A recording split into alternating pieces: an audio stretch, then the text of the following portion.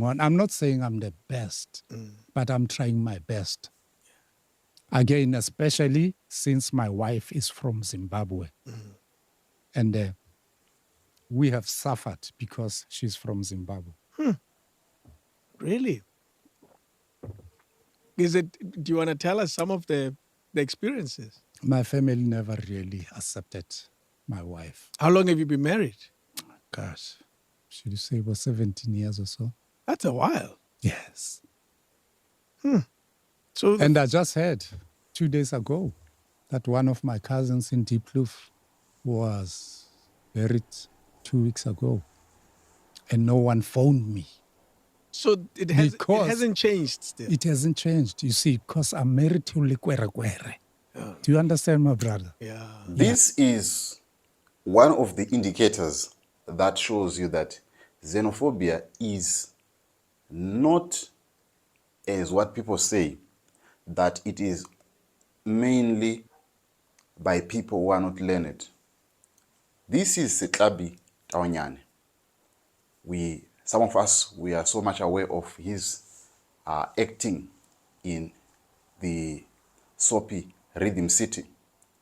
And for him to tell you that this is happening where he comes from, which is Soweto, Diepkloof. I've interacted with people from Soweto. The mixed feelings that is there is that xenophobia is an inherent thing. It's not just subjected to South Africans. It is an inherent thing that cuts across the issue of tribe. And if you know how much my Ndebele brothers and sisters have suffered in Zimbabwe, from sometimes when they come to Harare or they come to Mashonaland, when they are told things, or when people just indiscriminately speak ill of Ndebele people. And this also comes back to what also happens if somebody goes to Matabeleland.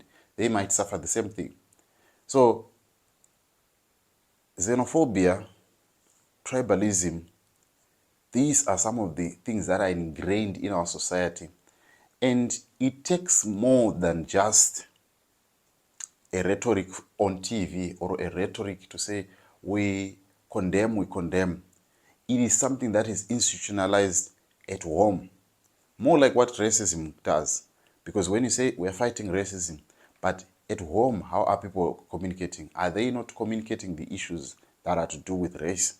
And when it then plays out, it's just a deja vu of what has been happening at home. So when we talk of xenophobia in South Africa, for it to stop, it has to stop from being spoken at home. And I'll tell you how Julius Nyerere dealt with this issue of tribe in Tanzania. He banished any other language except Swahili and made sure that everybody else communicated in Kiswahili. If you communicated otherwise, you were jailed for doing that. What did he do that?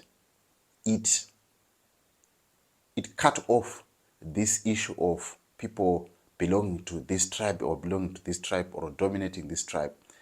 And this is what has cut off the issue of tribalism in Tanzania. Of course, there are people that are still marginalized, like the Maasai people, because of their traditions. But it is not as much as it would have if people were confined to certain tribes, and this would have made tribalism to be so much in Tanzania. But what do you make of the solutions to cure xenophobia in South Africa?